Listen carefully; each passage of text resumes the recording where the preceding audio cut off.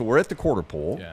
Detroit's 3-1. They look really good in a lot of different areas. They look like a completely different team after beating Cleveland than they looked after losing to Green Bay.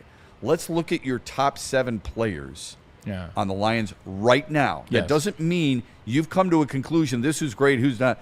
You're talking about the top 7 players of so far through 4 games of Detroit's campaign. 100%. Like, obviously, like I said, this will rotate. This will change. In 4 weeks, we'll come back. We'll have a whole other situation rocking and rolling for you. But let's get it started. Kool-Aid started with number 7, so that's where we'll start. Number 7 is Jack Campbell. I think Jack Campbell maybe could have been a little higher, maybe 5, 6, 7, but I'm leaving where he's at number 7.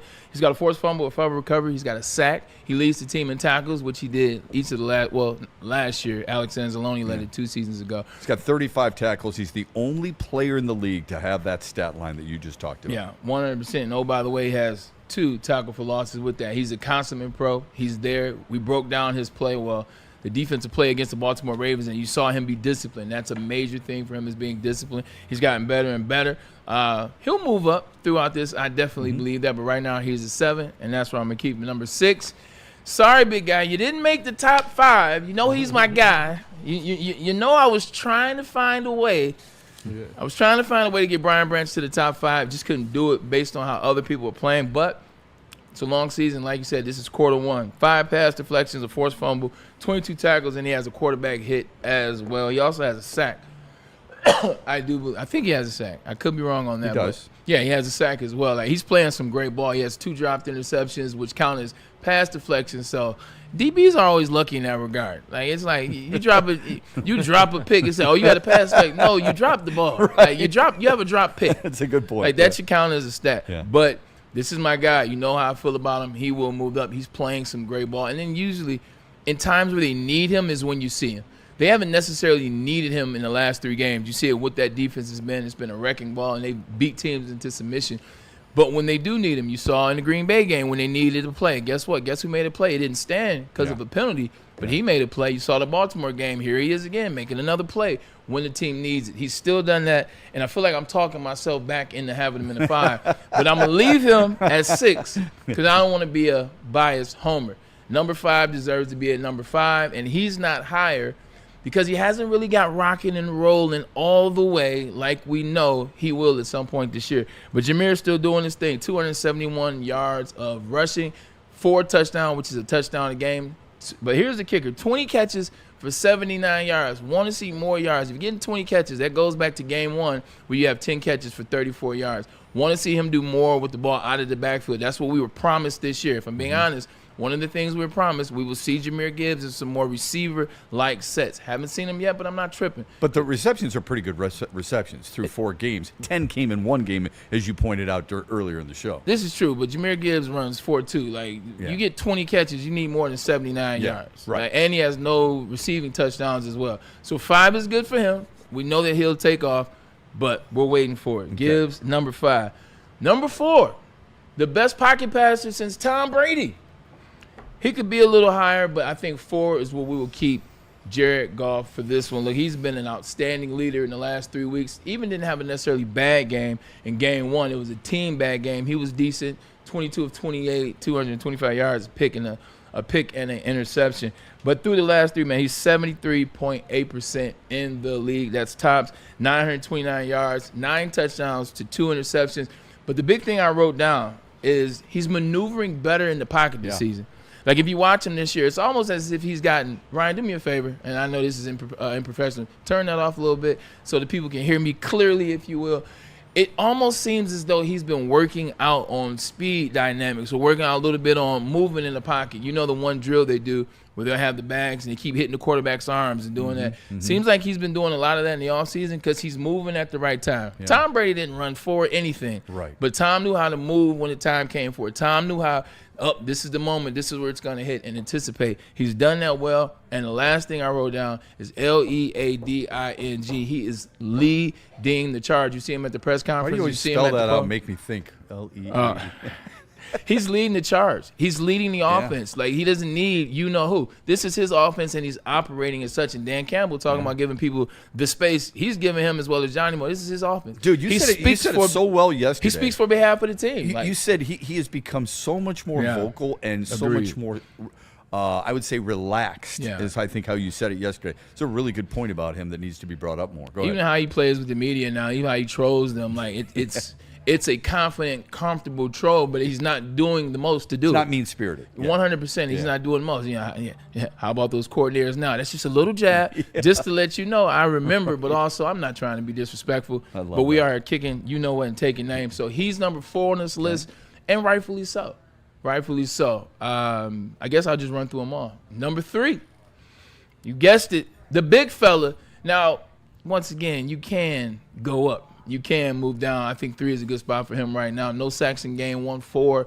Since then, he's figuring it out. He's gotten back to what we saw in terms of the explosiveness, the dynamicness that he was at the start of last season. You're starting to see that he's confident. He's smiling. When you see Aiden get double-teamed and smiling, that's a sign of this is it. This is where I'm at. This is where I want to get back to. So I talked about him enough. You're going to see that get clipped. You'll see that on our socials. This guy is coming back into form. 97 is – he's doing the things that we want to see coming to the season, and that's why he is now the odds-on favorite to win Defensive Player of the Year, like I said he would. Although he's going to win Comeback Player of the Year too. Comeback Player of the Year too. Number 2, no surprises. It's the big fella. No sacks given up this season. We talked about the offensive line after game 1. They have gotten it back together. Shout out to Tate Rowledge as well as Graham Glasgow and Mahogany. And then, shout out to Taylor Decker because he handled his with Myles Garrett last week. The times I saw him in there with Myles Garrett for an old fellow with a couple of injuries, a little banged upness, he showed you why he's a Pro Bowler, and he shows you why he's the oldest tenured Lion on this staff. Kudos to him. But the big fella makes it work, man. No sacks given up this year. He is explosive, dynamic. And the Baltimore Ravens game, 99.93 was his grade out, the highest grade out. Is that good? You know what? At the end of the day, yes. 99.93, even for Pro Football Focus, I would have to say they did something right. Mm-hmm. Like, this is amazing. 99.93, highest rating they've ever given. And it's deservingly so. He's now gotten to space. We believe Panay might be the best offensive lineman in the league, and he is leading a line. You're seeing how they're operating. Jared Goff hasn't been sacked in 3 weeks.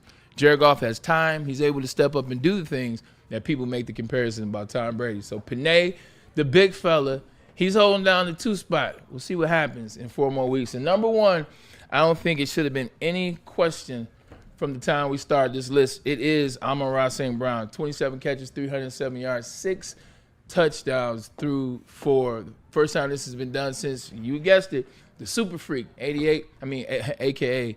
Randy Moss. Just like Jared Goff, he's a leader. He does it all. He does everything. He does the dirty work, which is why he's also able to have a touchdown. Actually, more than a touchdown a game, probably about 1.4 or so touchdowns a game. He's doing his thing. He is a leader of the team, and like you said, Shep, he holds grudges. And that's what been his motivation and allow him to propel. It's a really good list. We differ slightly, okay? Not that we were able to put mine up here, but I number 1, I have Penei Sewell. Yeah. I think he's the best player on this team. I think he's the best lineman in the National Football League. I don't care what position you're looking at. I think he's the best there is. I have him at 1. I have Amon-Ra St. Brown at 2. So we're splitting hairs here. We're just swapping 1 and 2.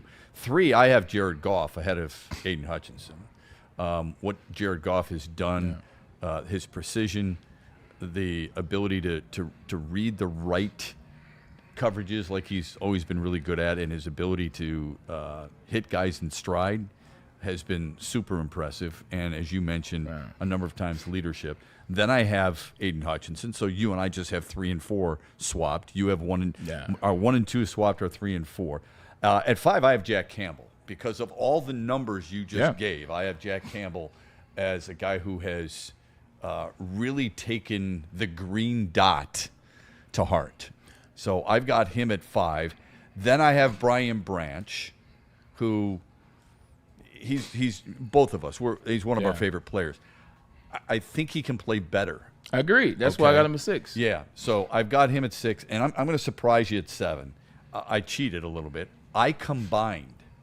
I want a combination. I went Derek Barnes and DJ Reader. I took them together. I didn't have Jahmyr Gibbs in my top 7 because I think he can play better, but I also think, the one game with David Montgomery against Baltimore with 151 yards, it's hard to ignore that. I love Jahmyr Gibbs. Yeah. I love the combination. This is Nowhere do when we start doing these types of rankings is it a slight on anybody on that team. Yeah. It's just you got to pick 7 guys. Again, I cheated. I picked 8, but I tied 7. Derek Barnes has really impressed me, and DJ Reader, and you brought it up last week, you brought it up Monday. After the Cleveland game, how impressed you've been with I said his it today, ability. actually. Yeah. So, well, you've doubled it down on it. Yeah, I and agree. you're right about it. So I think it's the fun thing about this, Braylon, is that there's a lot of guys that we can choose from because they are playing so well. And that's a really fun position to be in when you're talking about the National Football League, knowing the ebbs and flows that we have with this game. All those guys playing together has been so entertaining to watch. They really are one of the more fun teams to watch in all of football. Yeah, I agree. No pushback at the end of the day. I would just say for Jack Campbell, he's doing amazing. I just want to, outside of one play against Baltimore, like my thing with Jack Campbell, and it's really me just being petty. It's one of those things. He has the silent stats. Like he has the silent stats. Like you have to legitimately go back, watch film to understand the impact of Jack Campbell. Like it's one of those things. Like when you look at the stat sheet, you're like, wait, what? When did this happen? How did he have 12 tackles? I want to see more plays made by him. He has a sack. I want to see him get home a little bit more. I want to see some of the bigger plays happen because he's that player. Like it goes back to what we talking about. Once you show yourself, like my expectations for Jack Campbell have gone up. Like I think he's one of those linebackers in the league. So I just want to see just a little bit elevated play. He's nothing wrong has he done. Yeah. I just want to hear him more. I want to know he's out there a little bit more. Why do we trust this team, do you think?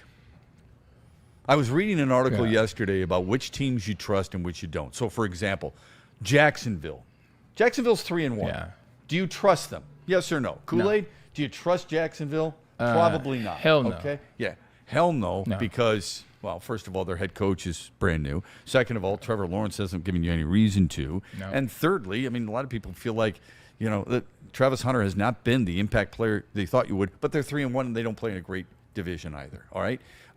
Kansas City, 2-2. Do you trust them right now? You do. Okay. So with the Lions, I think most people, you and I, would probably agree, we trust them. Why do you think that is? It stems with talent. First of all, the trust always stems from talent. You must have talent for a team to trust you. You can't just be a bunch of ragtag guys playing together and you're playing well. No. You got to have some guys in key positions that can play. Key positions. Got to be able to protect the quarterback. Taylor Decker as well as Panay are doing that well. Got to be able to run the football. Need I say more? You got to have explosive players in the offense in your skill set. You got that. On the other side of the ball, you got to be able to get to the quarterback. What are they doing? They lead the league, and they got a guy that should finish, in my estimation, as Defensive Player of the Year. They have a head coach, and his track record. It's Dan Campbell and his track record. Now let's go back. Why do I trust the Lions? Because starting in 2022, when they finished 9-8 after a mean 8-2 in the last 10 games, like from then on, they proceed to go 8-2 there, just missed the playoffs. Yeah. They then go 12-5, won the North, got to the NFC Championship. They proceed to go 15-2 with a ton of injuries, win the NFC Championship. Win the NFC in the regular season, get a bye. Obviously, we know how that ended. And then in the offseason this year, when all was made about this guy leaving, that guy leaving, did they draft right? Did they prepare on this side? All the questions and all the talk, all the negativity surrounding a team that had just lost with a home field advantage, rightfully so. We're 3-1. Yeah. They're coming in, they're 3-1, and they're doing all the things that you hope they could do, that you wish they could do, or that you said they couldn't. They're doing it all, and they're doing it better, with my opinion. So that's why I trust the Detroit Lions, because I trust the head man. That's why we brought that conversation up about Dan Campbell. At some point, you got to trust the guy, because the record is the record. The numbers are the numbers, and the numbers haven't lied about Dan Campbell and the Detroit Lions. So I think there's two things in sports where you are willing to trust, and the trust are willing to buy in. It's if you gain the trust, if the head man, manager or coach, and like you said, they got talent. If you have that combination, it's really hard to screw it up. You trust Dan Campbell and his staff, but primarily Dan Campbell, and you trust the talent. We've just got 7 guys here on our back wall. 7. St. Brown, Sewell, Hutchinson, Goff, Gibbs, Branch, Campbell. By the way, all Pro Bowlers and 3 All-Pro. Yes, and all 7 of those guys, you could add to it twice as many. on guys who have been really good. Like I gave you 2 guys that I think would be in that conversation so far. You mentioned Taylor Decker. Graham Glasgow, according to PFF, is the 6th best center in the National Football League over the last 2 to 3 weeks. He didn't even like playing center. And that was not his favorite position. Funny. Kool-Aid, let's get to some chats and some super chats. I know they've been piling in. I'm just laughing like, just let this sink in. You said it. I'm going to just name it. So this is the 7. Yeah. And like we talked about, 3 All-Pros in there, 7 Pro Bowlers. Now here's the list underneath. You got Jamison Williams that hasn't got cooking yet. You know what he did last year? You got Sam Laporta. You remember what he did 2 years ago, who's actually playing decent for the balls, like the opportunities that he's getting. Kirby Joseph has 2 interceptions, ladies and gentlemen. That's right. Kirby Joseph has 2 interceptions. Derek Barnes is playing really well. So to your point, these are still guys that we haven't mentioned. That's how good they're playing in that offense. David Montgomery, he's going to come alive. I was just going to say that, yeah. He's healthy again. Yeah. He will come alive. Yeah. So 100%. This is why you trust the Detroit Lions. It's the same reason when during the season people were talking about Tigers versus other teams. A lot of reasons why other people didn't trust the Tigers is because the names, the guys in the clutch, the big names. Well, your Lions have those names. Yeah. Great point.